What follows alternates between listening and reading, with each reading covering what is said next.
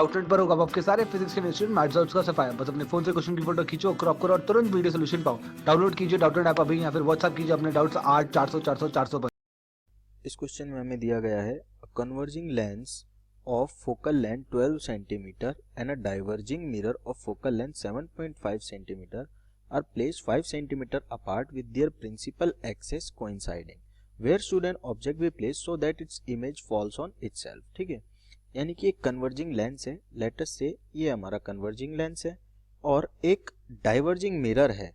इसका मतलब ये डाइवर्जिंग मिरर है जिसकी जो रिफ्लेक्टिंग सरफेस है वो क्या करे, डाइवर्ज करे सारी रेस को। ठीक है, ये प्रिंसिपल एक्सिस हो गई, let us say this is the principal axis.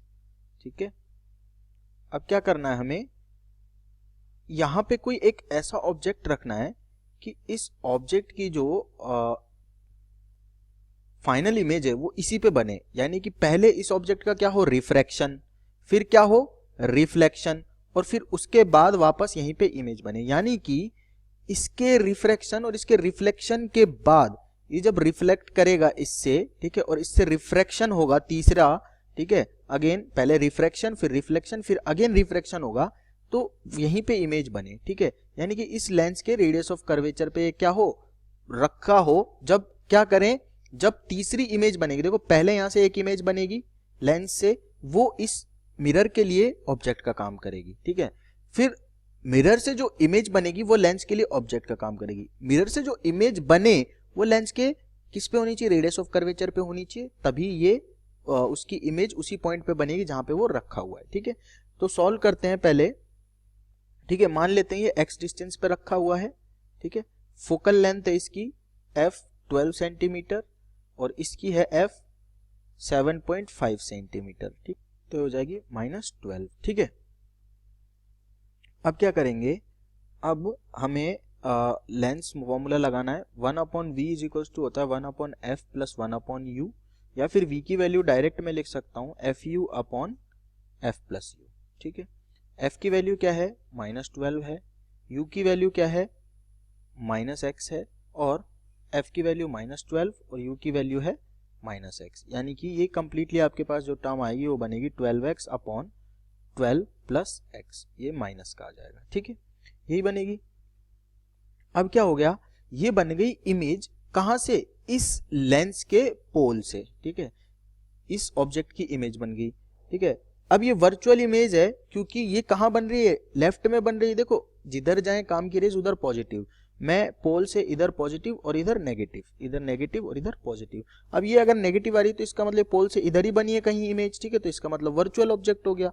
अब जो इससे डिस्टेंस होगी मिरर से, ये ऑब्जेक्ट क्या करेगा, ये ऑब्जेक्ट, ये जो इमेज बनी है पहली I1 बोल देता हूं इसको, ये मिरर के लिए ऑब्जेक्ट का काम करेगी।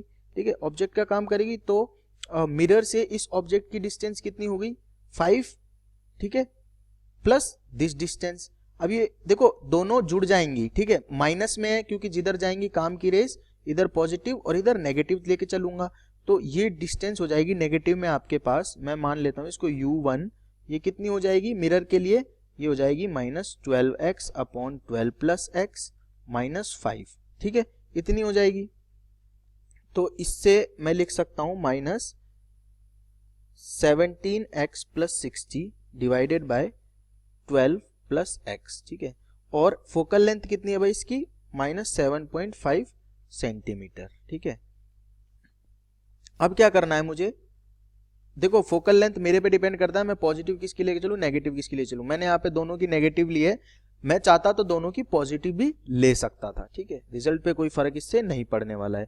अब क्या करूंगा मैं, मिरर इक्वेशन क्या होती है भाई, मिरर इक्वेशन होती है 1/v plus 1/u is equals to 1/f। ठीक है, तो जो 1/v आएगा मेरे पास, ठीक है, वो क्या हो जाएगा 1/f माइनस 1/u हो जाएगा। 1/f है अपना 1/-7.5 और u क्या है, u है अपने पास में माइनस है ना, तो प्लस हो जाएगा, तो ये हो जाएगा 12 plus x upon 17x plus 60। ठीक है, तो यहाँ से v और x में क्या होगी, एक इक्वेशन बन जाएगी।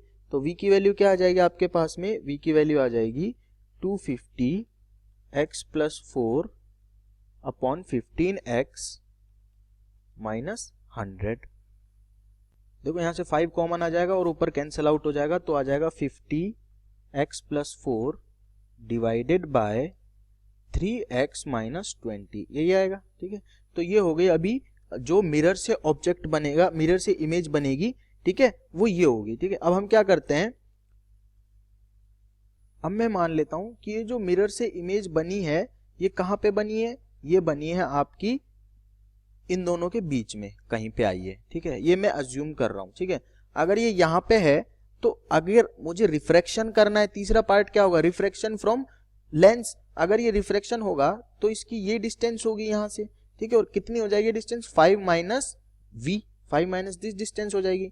तो अगर मुझे करना है refraction through lens, refraction through lens के लिए u क्या हो जाएगा, u हो जाएगा भाई मेरे पास minus times of 5 - 50x + 4 divided by, sorry यहाँ पे आएगा डिवाइडेड बाय 3x - 20।